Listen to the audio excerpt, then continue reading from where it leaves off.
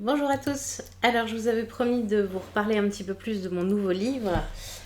Donc, 540 activités ludiques et originales pour cultiver le bien-être et la complicité en famille. Nous y voilà. Alors, en fait, l'histoire de ce livre, c'est qu'en 2019, j'ai publié celui-ci chez Hatier qui s'adressait aux enseignants du primaire. Et l'idée, c'était de proposer un guide clé en main d'activités de très courte durée à proposer aux élèves directement en classe, sans matériel spécifique, à faire à sa place, à faire sur soi principalement, un petit peu éventuellement sur son voisin, mais surtout des choses à faire sur soi, pour faire ce qu'on appelle des brain breaks, donc des espaces de pause mentale, pour recréer de la disponibilité, faciliter l'attention en classe, la concentration, la mémorisation et surtout la bonne humeur. Et du coup, le livre qui est sorti en juin cette année, c'est une approche un petit peu similaire, mais appliquée à la famille. L'idée, c'est un petit peu voilà, comment se détendre en famille et de donner quelques clés, quelques repères et surtout des activités à partager, à faire ensemble. Alors pourquoi ce livre En fait, cette idée, elle est née d'un triple constat que moi j'ai fait au travers de ce que je pratique en séance et de ce que je peux transmettre en atelier parents-enfants et en formation professionnelle. Et en fait, je me rends compte que on vit tous dans notre corps, mais souvent on n'en connaît pas tellement les fonctionnements, on ne sait pas tellement comment en prendre soin, et surtout on n'apprend pas aux enfants. Alors que les enfants, ils sont en pleine croissance, donc dans un corps qui est constamment changeant, et c'est pas toujours confortable de vivre dans un corps qui est différent aujourd'hui de ce qu'il était hier. Et puis ils sont à un âge où ils expérimentent le rapport au monde au travers le sensoriel. Un enfant, il vit principalement dans son corps, il est vraiment connecté à son environnement, il expérimente la réalité autour de lui à travers son corps. Et finalement, on lui demande surtout d'être assis sagement et d'écouter toute la journée, mais il utilise son corps dans la pratique sportive, en récré, etc. Mais il n'habite pas son corps tant que ça. Et puis on apprend avec notre cerveau, et là aussi, en fait, on n'en connaît pas tellement les fonctionnements. Et on n'a pas forcément les clés pour l'utiliser au mieux et non pas forcément subir un certain nombre de mécanismes, et notamment de mécanismes de défense.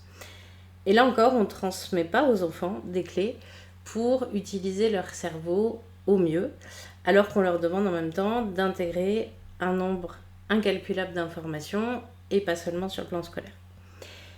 Et puis on est défini en tant qu'humain, principalement par nos émotions. On relationne avec les autres, on interagit en société, mais là non plus, depuis qu'on est petit, on ne nous apprend pas ni à les identifier, ni à les nommer, et encore moins à les gérer. Et on se retrouve avec des petits bouts de chou qui souvent sont dans ce que Catherine Guéguin appelle une tempête émotionnelle, puisqu'en fait ils n'ont pas d'outils pour gérer comme ça cette déferlante d'émotions qui les traverse, qui les habite au quotidien. Et en fait, moi j'ai souvent, régulièrement, des parents qui viennent en séance, en atelier, et quelque part, avec leurs mots, mais ils expriment un peu tous la même idée, qui est j'ai envie de détendre mon enfant, j'ai envie de lui donner du bien-être, j'ai envie de lui faire du bien, je ne sais pas comment m'y prendre, et souvent par détendre mon enfant, on entend je voudrais bien le rendre calme, tranquille, serein, un peu plus immobile et éventuellement silencieux. Et en fait, une première donnée qui me semble importante, c'est que la détente chez l'enfant, elle ne va pas s'exprimer de la même façon que la détente chez l'adulte. Un adulte qui vient en séance individuelle, il va se détendre en se mettant généralement dans l'immobilité, dans le silence, voire au bout d'une heure de séance être à la limite de l'endormissement. Mais l'adulte, il vit dans un quotidien qui est à 100 à l'heure, et donc il assimile quelque part assez facilement un moment de détente à un temps de repos.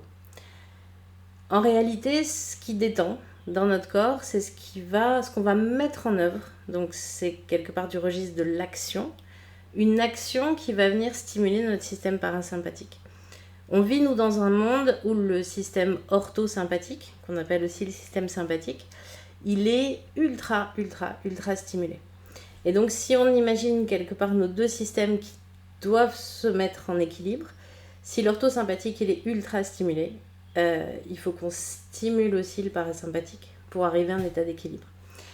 Quand on stimule le parasympathique, on permet au corps de déclencher toute sa chimie naturelle qu'on appelle une chimie du bien-être, c'est-à-dire toutes les hormones, tous les neurotransmetteurs qui vont permettre d'accéder à cet état de bien-être, de détente, de béatitude, d'équilibre finalement de notre corps, notre cœur et notre mental.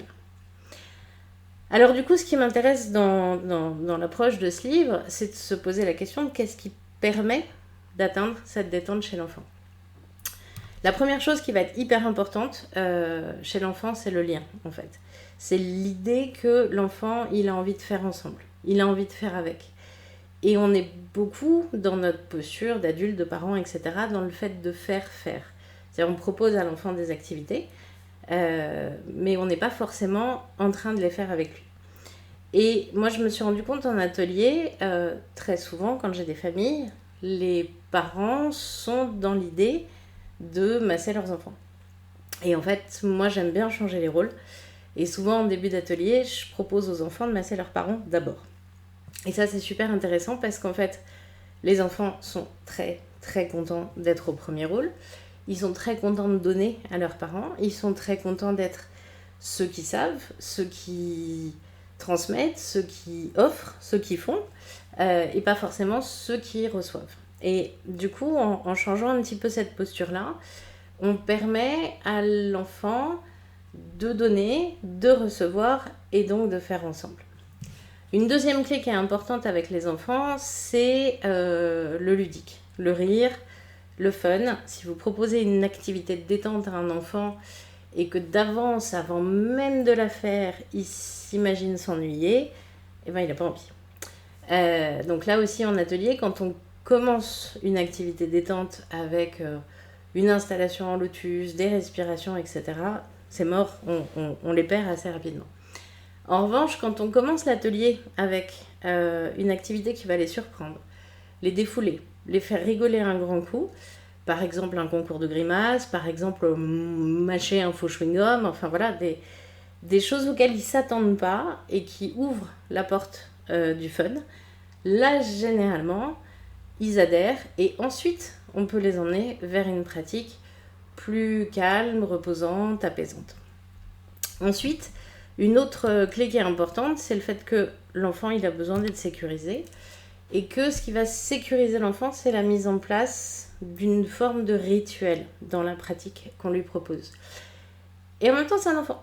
Donc, si on lui propose un rituel qui est toujours le même, il se lasse, et s'il se lasse, il s'ennuie, et s'il s'ennuie, il décroche.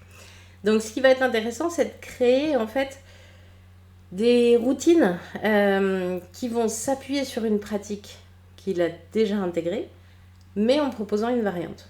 Par exemple, moi je fais beaucoup de pratiques avec des massages au bal. Je trouve ça intéressant parce que ça permet de toucher le corps de l'autre sans le toucher directement, et puis d'utiliser le moelleux de la balle pour quelque part jouer sur la densité du toucher sans toucher directement. Le massage au bal, on peut le faire sur soi, on peut le faire à 2, on peut le faire à 3, on peut le faire en groupe, en cercle, en le faisant sur le dos de celui qui est devant et puis après inverser le sens du cercle.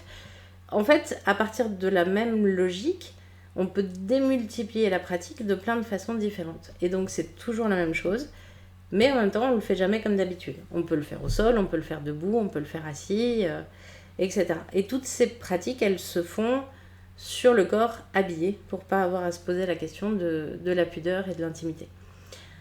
Une quasi-dernière clé de ce que je propose dans le livre, c'est que les pratiques avec les enfants, elles doivent être de courte durée. Si vous faites des pratiques trop longues avec les enfants, assez rapidement, ils décrochent. Ce qui est intéressant, c'est que plus on en fait, et plus on peut les faire durer un peu plus longtemps. Mais commencer au départ avec des pratiques de 3-4 minutes, juste pour créer l'effet détente, pas de lassitude, passer à autre chose, et en refaire une autre un autre jour ou un autre moment de la journée. La dernière clé qui me semble vraiment indispensable avec les enfants, c'est l'imaginaire. Les enfants, c'est des grands rêveurs. Et donc, quelque part, si vous voulez qu'ils s'amusent dans les activités que vous leur proposez, il faut venir stimuler le sensoriel, il faut venir intégrer l'activité dans une histoire. Par exemple, vous faites faire une posture de yoga à un enfant, si vous lui donnez le nom de la posture en sanskrit, ça ne l'intéresse pas du tout. Maintenant, si vous lui donnez le nom d'un mobilier du quotidien, d'un animal, ça l'amuse beaucoup plus.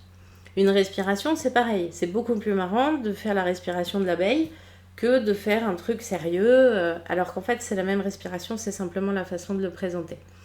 Donc voilà, l'idée, c'est vraiment d'avoir conçu tout ce livre d'activités pour vous permettre d'avoir des clés pour que des pratiques de courte durée, partagées ensemble, aient une incidence bénéfique pour tout le monde dans la famille.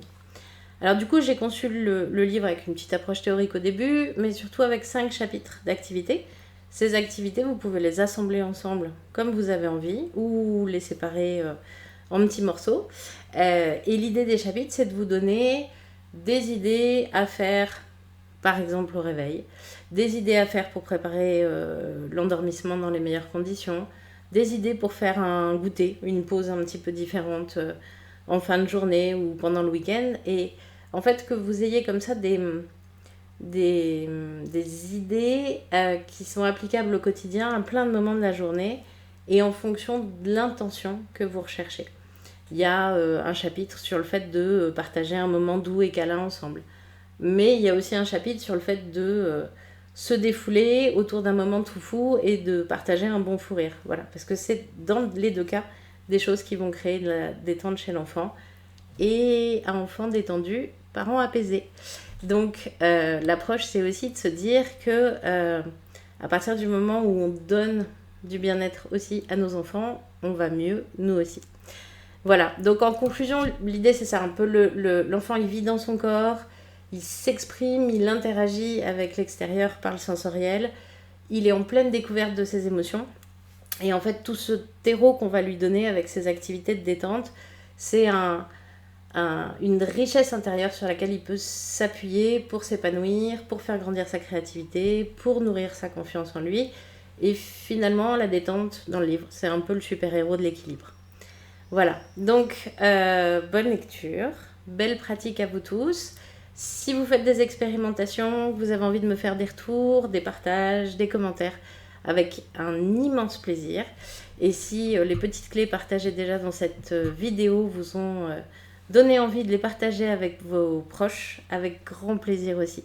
Merci d'avance et à très bientôt pour vos retours.